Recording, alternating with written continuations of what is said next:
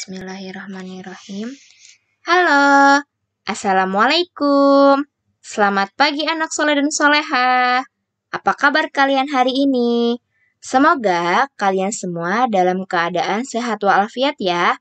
Amin, Allahumma amin. Oke, ketemu lagi dengan Miss Liza hari ini di hari Selasa, tanggal 10 Agustus 2021. Nah, sebelum kita memulai pembelajaran hari ini, mari sama-sama kita ucapkan basmalah. Bismillahirrahmanirrahim. Oke, kita melanjutkan pembelajaran yang kemarin ya. Masih sama di pembelajaran tematik. Tema 2, selalu berhemat energi. Subtema 1, sumber energi. Nah, kemarin kita juga sudah belajar bahwa matahari merupakan sumber energi yang sangat besar. Terus kemarin kita sudah belajar tentang pemanfaatan sumber energi listrik. Itu ada 3. Yang pertama adalah listrik untuk penerangan, contohnya lampu. Terus ada listrik menghasilkan energi panas, contohnya seperti setrika, penanak nasi atau magicom, terus apalagi kompor listrik, dan lain sebagainya. Terus ada listrik menghasilkan energi gerak, contohnya yaitu ada kipas angin, pompa air, pendingin ruangan, atau AC. Nah, sekarang kita lanjut tentang energi angin. Nah, di sini Miss Liza ada kincir angin. Nah, energi angin adalah energi yang dihasilkan oleh gaya angin yang berhembus di permukaan bumi. Energi angin merupakan sumber energi yang dapat diperbaharui karena angin akan terus berhembus selama matahari bersinar. Energi angin dapat diubah menjadi energi mekanik untuk menghasilkan usaha. Penggunaan energi angin telah dimulai sejak abad ke-7 sebelum Masehi oleh bangsa Persia, yaitu dengan membuat kincir angin yang pertama di dunia. Kincir angin ini digunakan untuk menggiling padi, memompa air, memotong kayu, dan menghasilkan bentuk energi mekanik lainnya. Saat ini, turbin angin dapat mengubah energi angin menjadi energi listrik. Maka dari itu, kincir angin ini dapat berubah menjadi energi listrik pada saat turbin dinyalakan. Terus Miss Liza ada energi air. Nah, contohnya seperti kincir air. Nah, air merupakan salah satu sumber energi. Tubuh kita membutuhkan air untuk beraktivitas. Tidak hanya manusia, tumbuhan dan hewan juga membutuhkan air. Selain untuk diminum, air juga kita gunakan untuk memasak, mencuci, mandi, dan lain-lain. Air juga dimanfaatkan sebagai sumber energi listrik. Salah satunya dengan menggunakan kincir air. Pembangkit itu disebut dengan pembangkit listrik tenaga air atau yang kita singkat dengan PLTA, di mana PLTA ini mengolah air sungai yang diubah menjadi energi listrik. Nah, tadi sudah Miss Ija sampaikan ya, bahwa kincir air ini digunakan untuk PLTA yang menghasilkan sumber energi listrik, di mana aliran air ini akan dialirkan ke turbin, lalu turbin akan berputar sehingga menghasilkan energi listrik dari generator yang ada. Nah, di sini ada berbagai macam manfaat air bagi kehidupan sehari-hari, yaitu ada sebagai mencuci, memasak, mandi, terus untuk tumbuhan juga ada, untuk hewan, di perhotelan, dan lain sebagainya.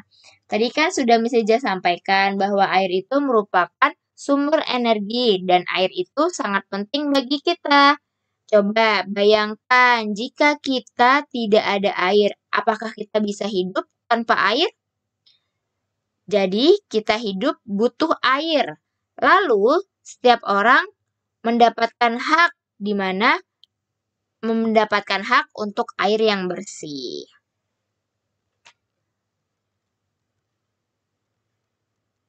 Nah, di situ tadi apa ya itu hak dan apa saja contoh dari hak? Hak adalah segala sesuatu yang didapatkan oleh pihak tertentu karena satu kondisi tertentu. Di sini, hak itu adalah sesuatu yang kita dapatkan. Contohnya tadi, kita sebagai manusia mendapatkan air yang bersih. Itu adalah hak kita untuk mendapatkan air yang bersih. Terus contoh lainnya, haknya sebagai siswa di sekolah, mendapatkan pendidikan yang layak. Terus mendapatkan pendidikan agama sesuai agama yang dianutnya. Dan memperoleh penilaian hasil belajar. Itu hak ya. Lalu kewajiban. Nah, kewajiban adalah sesuatu yang harus dilaksanakan dengan penuh rasa tanggung jawab. Jadi, kewajiban ini adalah sesuatu yang harus kita laksanakan. Nah, tadi kan kita menghemat, contohnya tentang menghemat air. Nah, hak kita adalah mendapatkan air yang bersih. Terus, kewajiban kita, kalau sudah mendapatkan air, berarti yang harus kita laksanakan adalah apa? Menghemat air, salah satu contohnya. Terus, apalagi membersihkan aliran air sungai. Itu adalah kewajiban kita. Terus contoh lainnya sebagai siswa di sekolah. Yang pertama, belajar dengan tekun. Yang kedua, menaati peraturan sekolah. Yang ketiga adalah menghormati guru. Nah, kita sudah belajar tentang hak dan kewajiban. Nah, di sini Miss Liza akan sampaikan cara membuat kincir air. Nah, ini adalah alat dan bahan yang digunakan untuk membuat kincir air. Atau kalian bisa juga lihat di halaman 20 buku paket tematik tema 2. Di situ juga ada langkah-langkah dan langkah-langkah serta alat dan bahan untuk membuat kincir air. Selain kincir air, ada juga kincir angin. Nah, di sini ada langkah-langkah untuk membuat kincir angin atau kalian juga bisa dilihat di halaman 22. Ini kincir angin ini terbuat dari kertas origami ya.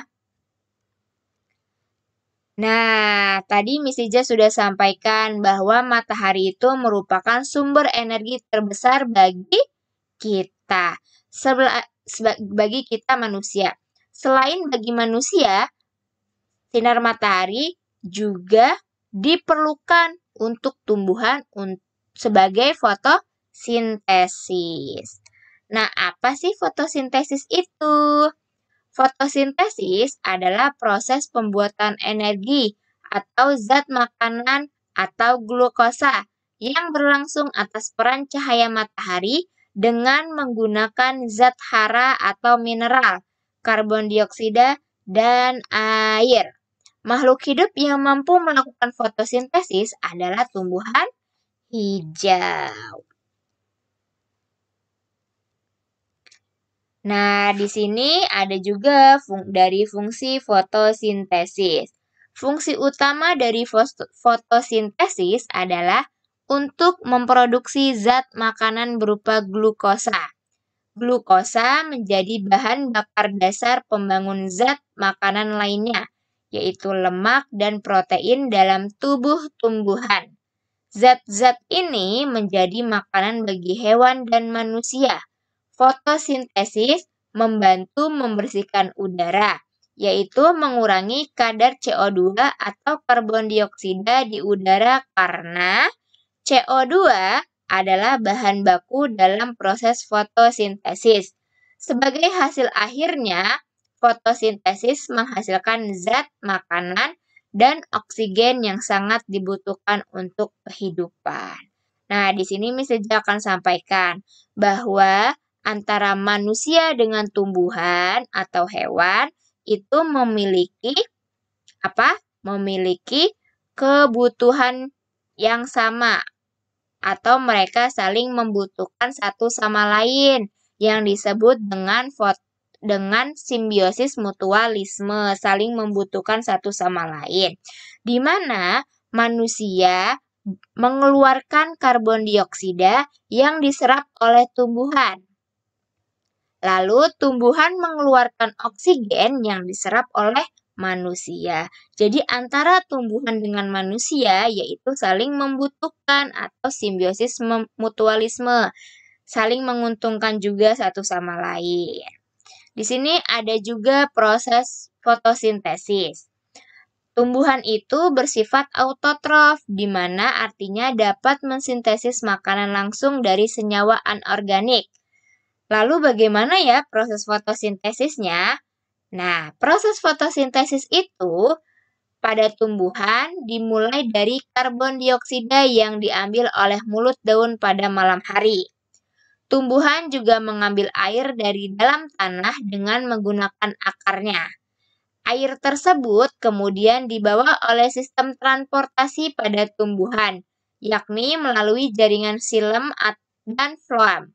Pada saat cahaya matahari muncul, klorofil pada tumbuhan akan menyerap cahaya untuk digunakan sebagai energi utama dalam pembuatan glukosa. Glukosa yang dihasilkan dari proses fotosintesis tersebut akan menjadi bahan bakar dasar. Bahan bakar dasar tersebut bakal diolah lagi menjadi berbagai zat makanan bagi tumbuhan, misalnya protein, lemak, dan lain sebagainya. Maka dari itu, cahaya matahari ini sangat berperan penting bagi tumbuhan untuk melangsungkan hidupnya. Untuk menyimpan cadangan makanannya di daun, atau yang disebut dengan fotosintesis. Nah, selain berfungsi bagi tanaman, ada juga manfaat sinar matahari bagi kehidupan. Yang pertama, panas yang dipancarkan dari cahaya matahari memberikan suhu yang pas untuk keberlangsungan hidup di muka bumi. Yang kedua, matahari memungkinkan adanya angin, siklus hujan, penentu cuaca, dan iklim. Yang ketiga, cahaya matahari dapat dimanfaatkan langsung oleh tumbuhan yang berklorofil untuk proses fotosintesis. Yang keempat adalah matahari dimanfaatkan untuk pembangkit listrik tenaga matahari atau surya. Contohnya adalah panel surya yang dipasang di atap bangunan dan di rumah yang di daerahnya perkotaan untuk mendapatkan listrik dengan gratis. Terus yang kelima, panas matahari digunakan untuk menjemur pakaian setelah dicuci, sehingga cepat kering. Di mana panas matahari juga digunakan untuk menjemur makanan, seperti kerupuk, terus kedelai, dan padi. Yang keenam, sebagai sumber vitamin D, di mana cahaya matahari ini dapat mengubah profit D menjadi vitamin D, terutama cahaya matahari pada saat pagi hari. Yang ketujuh, sebagai pendukung suatu pekerjaan, misalnya untuk petani garam, terus pengusaha ikan asin, dan pengusaha kerupuk. Yang kedelapan, matahari menjadi penyatu planet-planet benda angkasa lain di sistem tata surya yang bergerak mengelilinginya. Jadi, manfaat sinar matahari banyak. Nah, di sini Miss Liza sampaikan 8 manfaatnya. Oke, untuk tugas hari ini adalah kalian tulis di buku tulis tematik, yaitu menuliskan contoh hak dan kewajiban kalian sebagai anak pada saat di rumah.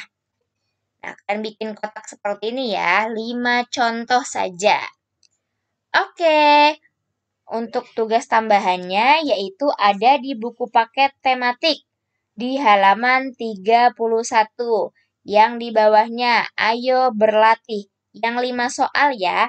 Nah, nanti kalian kerjakan di buku paket tematik saja di bawahnya. Kalaupun tidak muat, kalian boleh mengerjakannya di buku tulis tematik. Ini sudah selesai. Mari sama-sama kita ucapkan hamdalah.